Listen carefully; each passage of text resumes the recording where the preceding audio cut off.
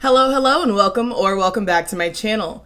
So a few weeks ago, I actually mentioned being sort of curious as to when the rap feature became popular, as in a pop or R&B star has a song and then a rap artist features on it. And a lot of you guys did inform me that it was Mariah Carey who popularized it, and I realized that Mariah is someone who always sort of pops up in my videos, but I haven't yet made a video that is fully dedicated to Mariah, so today is the day. In current times, it's become relatively popular and almost expected for a pop star to collaborate with a rapper. So popular and so common to the point where we no longer bat an eye at it, and that is thanks to a special collaboration of Mariah's. Mariah Carey is often credited as the artist who popularized the crossover between hip-hop and radio pop and R&B music. However, she wasn't the first artist to do it. In 1990, She Ain't Worth It, a collaboration between Hawaiian pop star Glenn Medeiros and Bobby Brown, topped the Hot 100. The New Jack Swing single was the first chart topper to include a mixture of singing and rapping, and it was also one of the first to have the term featuring in the title. And still, She Ain't Worth It wasn't even the first sung or rap collaboration to ever exist, just the first to top the charts. Regardless, it showed the importance of a featured spot, as it could translate into crossover success for the smaller artists and introduce the larger one to an even bigger audience.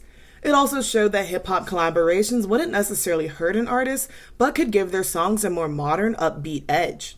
Even before that, one could look back to songs like Walk This Way, Run DMC's 1986 collaboration with Aerosmith. Though it wasn't pop or R&B, the song was proof hip-hop mixed well with other genres and audiences.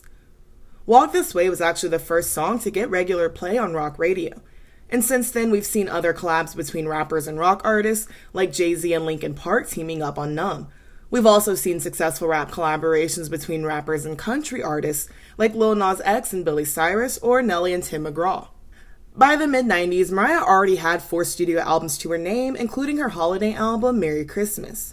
Her successful self-titled debut earned Mariah the Best New Artist Award at the 1991 Grammys, as well as Best Female Pop Vocalist. Her vocal ability was often likened to that of Celine Dion and Whitney Houston, and Mariah regularly incorporated a blend of pop, R&B, soul, and gospel into her music, which shifted seamlessly from top 40s pop to heartfelt ballads. By the release of her sophomore album, Emotions, Mariah became the first artist in history to have their first 5 singles top the Hot 100.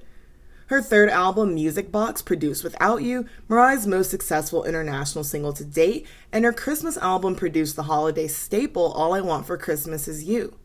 After Music Box, which is Mariah's most successful album to date, she was left wanting to go in a different direction musically. Mariah was growing a bit tired of the ballads and pop songs that wanted to be a little urban, but not too urban to be off-putting to her regular fan base. For her next album, Mariah wanted to create music truer to her roots and her personal interests than the music that her label head and husband Tommy Mottola encouraged her to make. When it came time for Mariah to work on her next album, 1995's Daydream, she sought to take the project in a direction that was truly urban contemporary. With more creative control than her past works, she wanted her deeper foray into the hip-hop and R&B spaces to be unmistakable and undeniable. Daydream opens with the lead single Fantasy, which samples the Tom Tom Club's Genius of Love. Mariah chose the sample because it reminded her of growing up, and it worked with the melody and lyrics she already had in mind for Fantasy. Mariah worked with the writer and producer Dave Hall on Fantasy.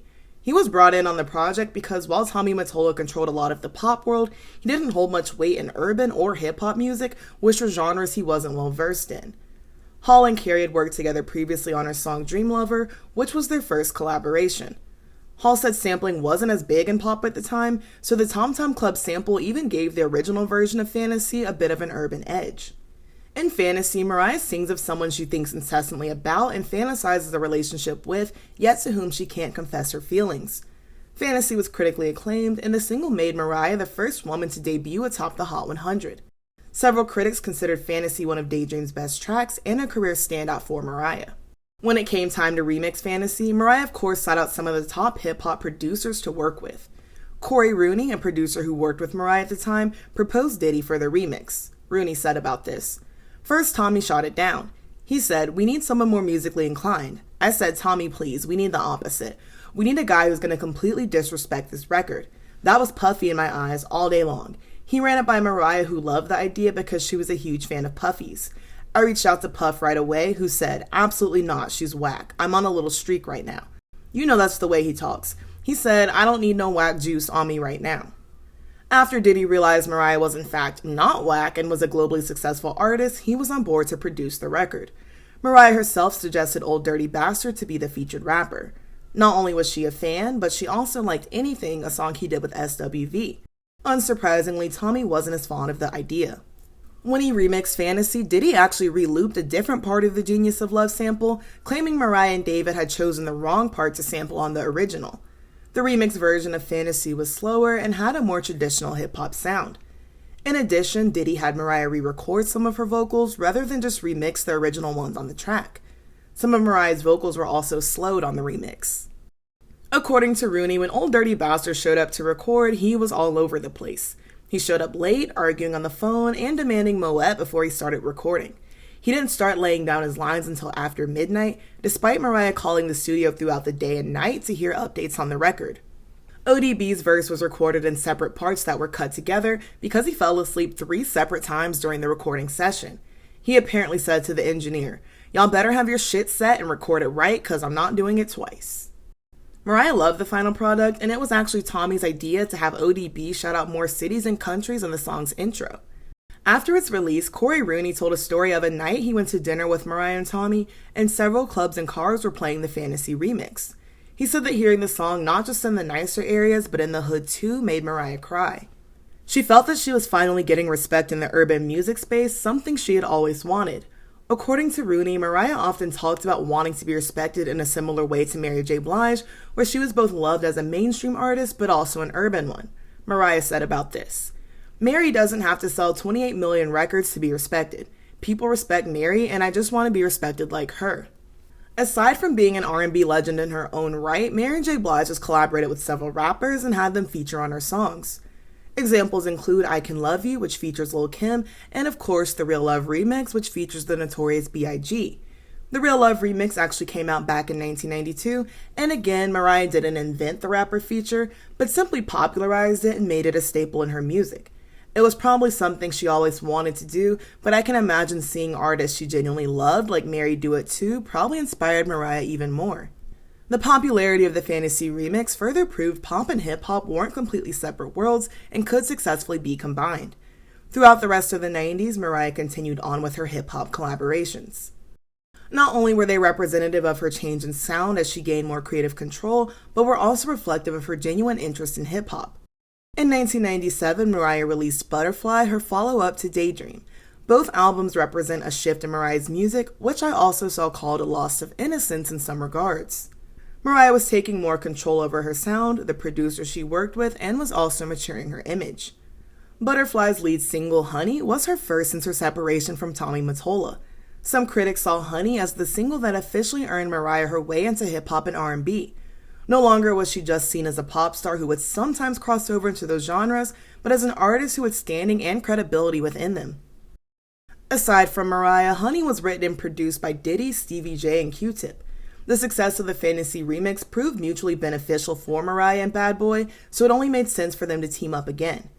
In addition, by the late 90s, hip-hop was becoming more and more popular, making it a sort of sect of pop music on its own. Hip-hop was more mainstream than it had been even at the beginning of the decade, and Bad Boy had contributed to its popularity. The original version of Honey already had a clear hip-hop influence, made even more evident by Diddy's ad-libs throughout. He said Mariah wouldn't even record her vocals in front of him and admitted it was likely because of his reputation of being hard on artists in the studio. Honey's more suggestive than Mariah's earlier music. Some attributed this to Mariah's closer alignment with R&B and hip-hop, genres in which it's normal for the music to be sexual in nature. Fun fact, the Hey DJ sample used in the song was Mariah's idea and seems to be a reference to Derek Jeter, who she was dating at the time. Honey debuted at number 1, ironically replacing Mo Money, Mo Problems.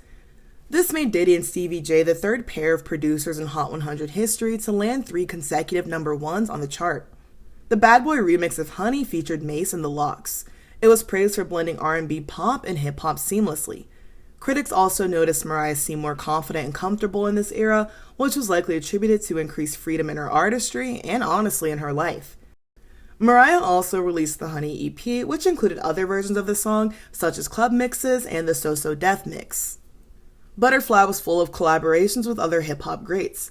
Missy Elliott wrote a song with Mariah called Baby Doll, which she said Mariah's team had gotten in touch with her and Timbaland to produce.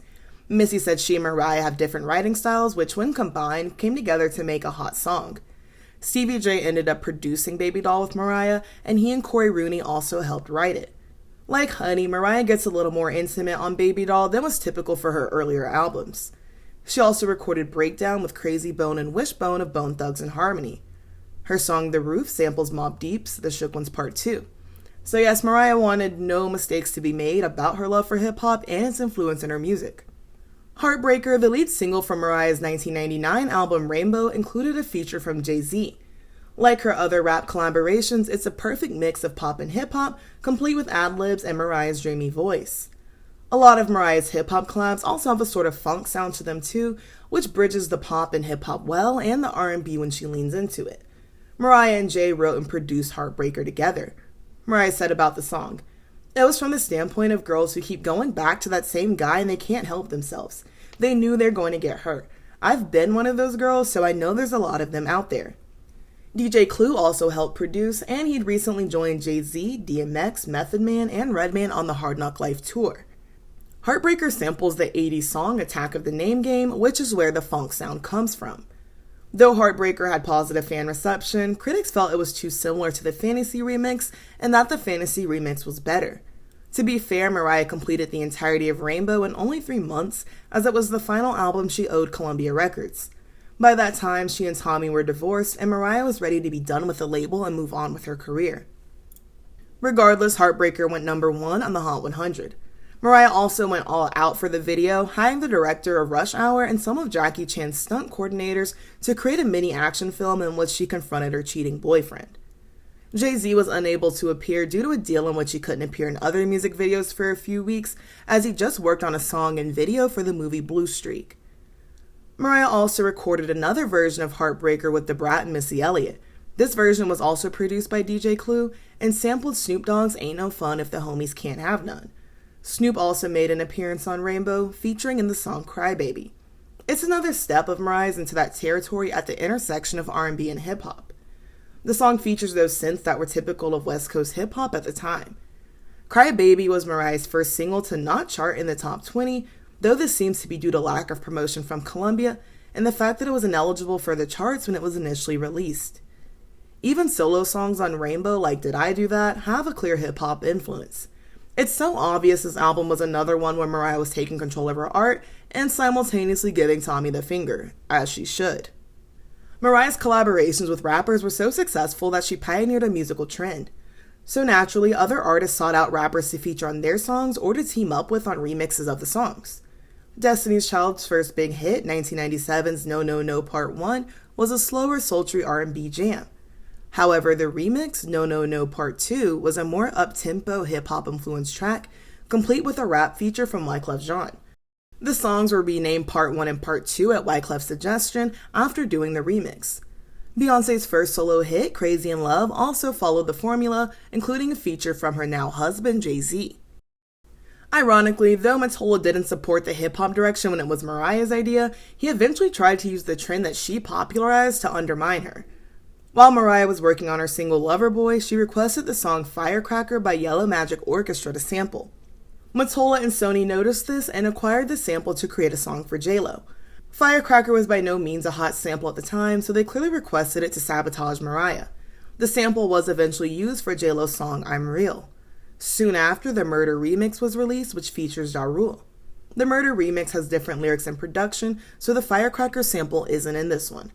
However, having Ja Rule on the song was yet another shot at Mariah, as she had planned to release a collaboration with him too.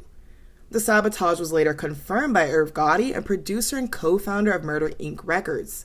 He said, "Tommy Mottola called me because he found out that me and Ja cut a record with Mariah Carey, and at the time he hated Mariah Carey, so he was pumping Jennifer Lopez to compete. According to Irv, Mottola said to him, I need you to make a record with J-Lo, but I want you to put Ja Rule on it and make it a duet kind of record." The I'm Real Murder remix was a success. It went #1 and stayed at that spot for 5 weeks. The release of I'm Real forced Mariah to rework Loverboy and change the sample. She ended up sampling the song Candy from the funk band Cameo, who feature on the track. Lover Boy was the lead single for her album Glitter and was Mariah's first to not go number one. Glitter was released just 3 days after the I'm Real remix went number one. Unfortunately, this day was September 11, 2001, so of course no one's attention was on Mariah's album. Due to her struggles with her mental health and the failure of the Glitter album and movie, Virgin Records cut ties with Mariah.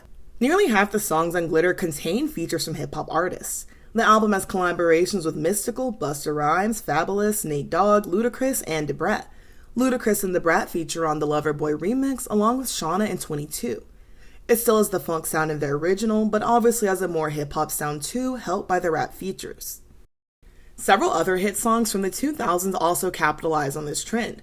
Aaliyah's We Need a Resolution featured Timbaland, and he has a verse in the song rather than the ad-libs and short clips he was known for contributing to Aaliyah's songs, along with the production of course. Timbaland collaborated in a similar way with several pop and R&B acts of this time, including Justin Timberlake, Nelly Furtado, Madonna, and the Pussycat Dolls. Aside from Crazy in Love, Beyonce released Baby Boy on her debut album, which featured the Jamaican rapper Sean Paul. On Goody, Ciara collaborated with Missy Elliott on 1-2 Step, Ludacris on O, and P.D. Pablo on the title track. Fergie also took advantage of this trend with Fergalicious and Glamorous, which were collaborations with will.i.am and Ludacris respectively. One of Rihanna's earliest hits, Umbrella, contains a feature from Jay-Z in the intro. The rap feature was no less popular for pop artists in the 2010s. Ariana Grande collaborated with several rappers early on in her career. One of her earliest hits was The Way, which features Mac Miller. Break Your Heart Right Back, which features Childish Gambino, interpolates Mo Money, Mo Problems, a direct reference to the era in which this musical trend became popular. Best Mistaken Right There featured Big Sean. Problem, which featured Iggy Azalea, was Ariana's highest charting song at the time, peaking at number 2 in the Hot 100. Big Sean is also featured on the song, though his whispered vocals are uncredited. Nicki Minaj was another common collaborator of Ariana's. They collaborated on songs like Side to Side, Bang Bang, which also features Jessie J, and The Light Is Coming. Justin Bieber also collaborated with Nicki Minaj, as well as other rappers like Ludacris, Big Sean, Drake, and Quavo. Despacito, one of the biggest songs of the 2010s, was a Latin pop collaboration between Luis Fonsi with a rap feature from Daddy Yankee. Justin Bieber features on the remix, the success of which is credited with reviving Latin pop music in the American market. Despacito broke several records and at one point was the most viewed music video and video in general online. Two more of the decade's biggest pop songs, Dark Horse and the Bad Blood remix, also contain rap features. Throughout her career, Mariah never really stopped working with hip-hop artists. Almost all of her albums after Daydream contain at least a few collaborations with rappers. I think one of the more random yet entertaining ones is the 2015 remix of Obsessed, which features Gucci Mane. By this time, the nature of song remixes had kind of changed. Now they typically have the same production as the original song, but with another artist on it. Caution, Mariah's most recent studio album, contains features from Ty Dolla $ign, Slick Rick, and Gunna. In 2017, Mariah was honored for her hip-hop collaborations at VH1's Hip Hop Honors ceremony. That year's event was officially titled Hip Hop Honors: The 90s Game Changers. She performed at the event along with TLC, Lil' Kim, and Montel Jordan. Mariah was honored alongside Jermaine Dupri and Martin Lawrence. Jermaine has produced several songs for Mariah over the years, including Always Be My Baby, the So-So Def mix of Honey, We Belong Together, and Shake It Off. Jay-Z and Jeezy actually feature on the remix of Shake It Off. Mariah's collaborations with hip-hop producers and rappers worked well not only because it was something she genuinely liked, but also because it leaned into growing popular taste in music. The increasing popularity of hip-hop meant that it influenced a lot of pop music and in a sense was becoming a part of pop music. Including both genres in one song appealed to two fan bases at once and potentially introduced a new artist and even a new genre to some of Mariah's fans. It sounds silly to say some people were completely oblivious to the hip-hop world in the 90s, but people were, and even some still are to this day.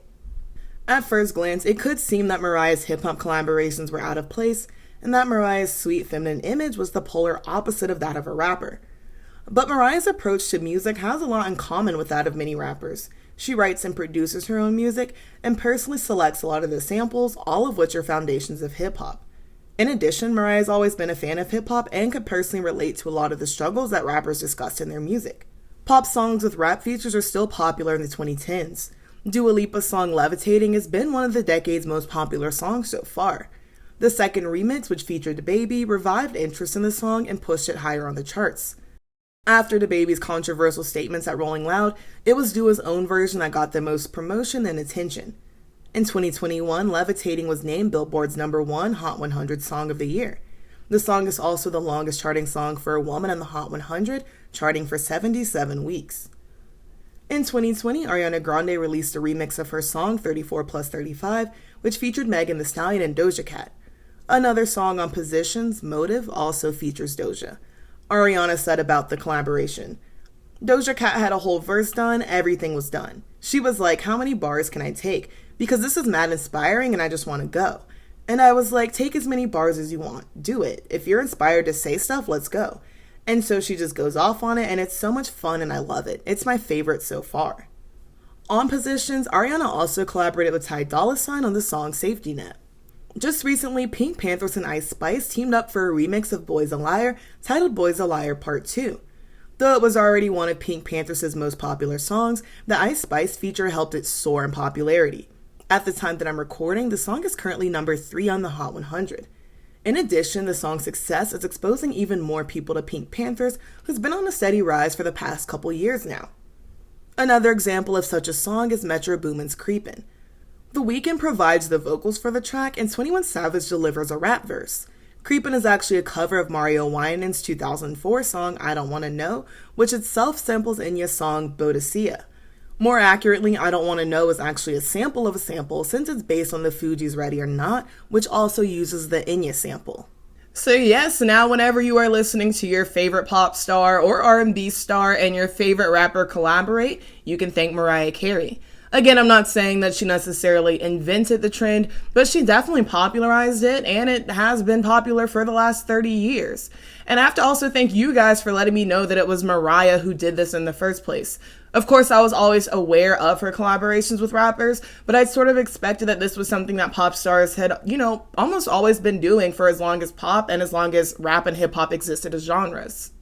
So down in the comments, definitely do let me know your favorite Mariah Carey collaboration with a rapper and your favorite collaboration between a pop star and a rapper in general. While I was researching for this video, I actually found a Spotify playlist called Mariah Carey featuring rappers, which had a lot of great songs on there, so it is definitely linked in the description of this video so that you can also give it a listen. It definitely proves how extensive Mariah's hip-hop catalog is, and even includes a lot of songs that I didn't mention in this video.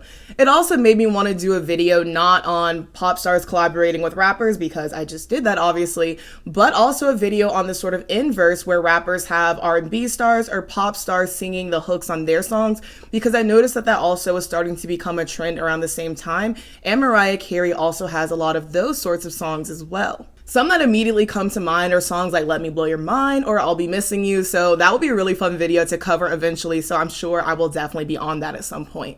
As always, thank you all so very much for watching. Be sure to like, comment, and subscribe so that you can stick around for more. Also, make sure you follow me on Twitter if you'd love to keep up with me there.